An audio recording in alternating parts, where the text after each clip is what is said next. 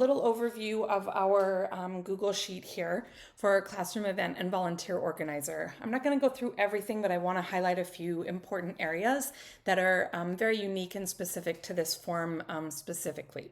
So our dashboard is kind of our first landing tab. There's nothing that you will do on this portion of the sheet manually. It all auto-populates from things that you will do in other tabs. But you will note, and something I want to make note of here, is that we have two events. And the reason they are green is I have a bit of a color-coded system for how close an event is to the date that we're on. So full disclosure, it's August right now. So any of the events that are happening in like September, October are all going to be green because those are a long ways off. So green means we have time to get our forms going. Yellow means we're getting closer. It's a couple weeks out, and then red is within the week we have our event coming up.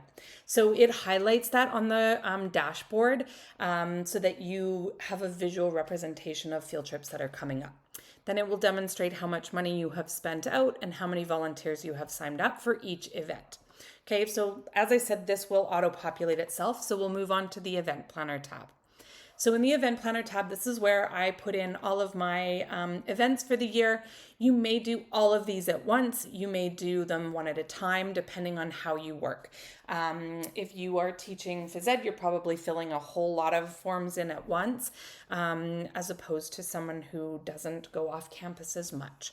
So you are going to fill in the event name, obviously, the date of the event, the location, the budget, so how much you are allocated, and then what you have spent, so how much it actually costs to go, the volunteers that you need, so each district has their own ratio of how many they can take, so that's set for you to fill in on your own, and then the volunteer sign up.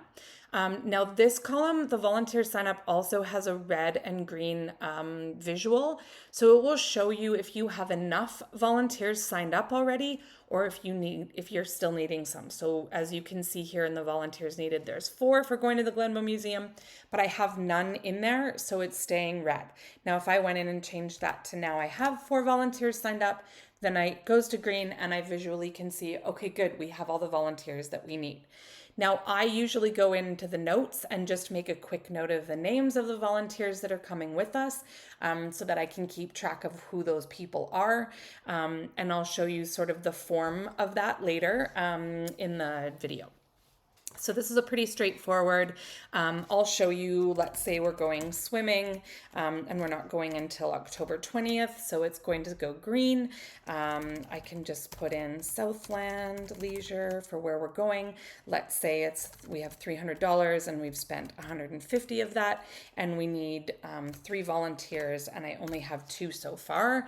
And then I would put in their names in the notes. But again, you can do what you want in that notes column. Okay, so now when I go back to dashboard, you will see swimming has been added. It's showing me how much money I've spent on it and how many volunteers I have signed up.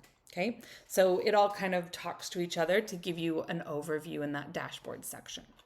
All right, now we move on to gathering forms from our students.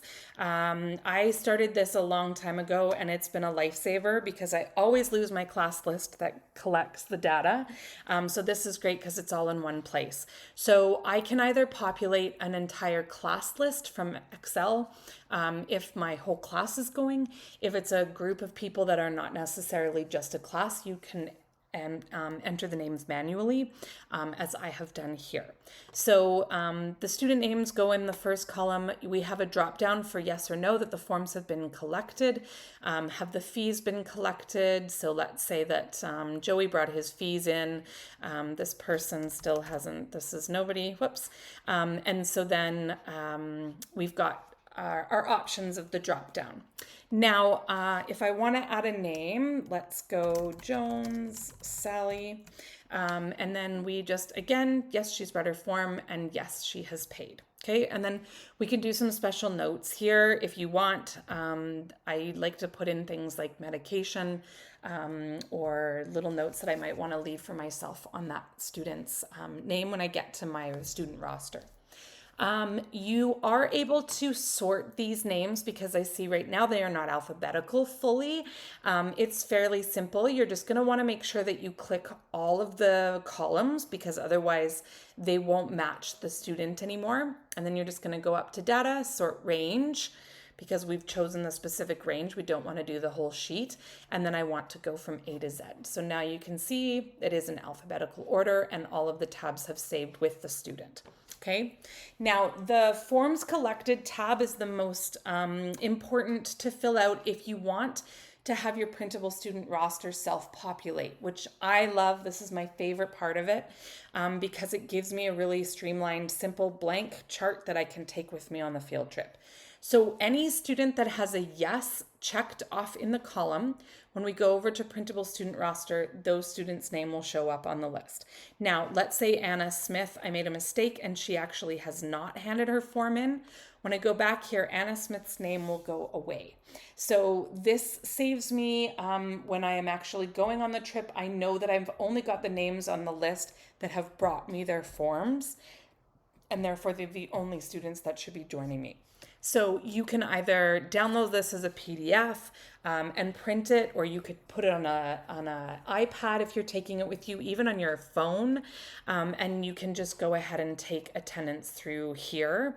And it's just a really easy printable form that you can take with you. All right, so then we get into our Google Forms instruction. Now, in your purchase, you are also given this sign-up form, this Google sign-up form that has questions for your volunteers, and you can alter any of these to indicate which event that you are having. You might not be going to all of these places, and you can tweak the availability. But what I wanted to show you here is when you go to responses, you can actually have this form create the response sheet within your event planner document in its entirety so that it's all in one space. So to do that, you're just going to go link sheets, select existing spreadsheet, click select, and then you're going to find your document. So it's the classroom event. It will be a copy of for you, and then you're just going to hit insert. And then what will happen is when we come back here, we will now have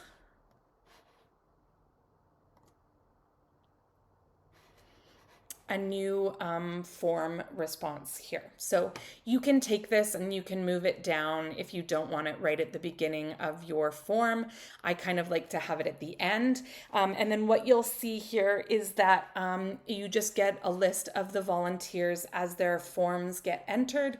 You can see which event they want to sign up for, if they're available for whatever days, and then any special skills that they can provide.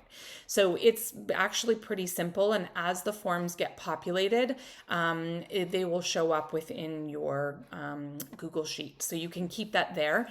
If you don't want it to link to the sheet and you want to have it on a completely different sheet, then just link it to its own, or it will just automatically create its own Google Sheet within your Drive, okay?